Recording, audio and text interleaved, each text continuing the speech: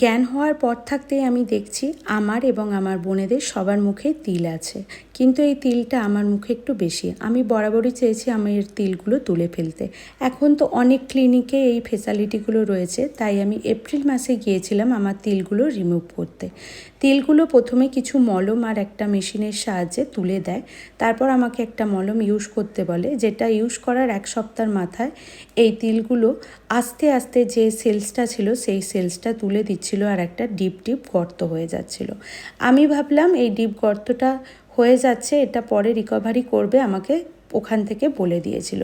কিন্তু এই তিলগুলো রিমুভ হওয়ার পর এইরকম লাল লাল দাগ আর ডিপ গর্তটা ছিল। আস্তে আস্তে যেগুলো রিমুভ হয়েছিল সেইগুলো আবার চলে আসছিল। ওখানে ফোন করার পর ওরা বলে আর একটা সিটিং নিতে হবে, তোমার এই টিপটা ক্লিয়ার হবে। তো এখন হচ্ছে আমার এই রকম পরিস্থিতি, খুব তাড়াতাড়ি আর একটা সিটিং নিতে আমি যাব।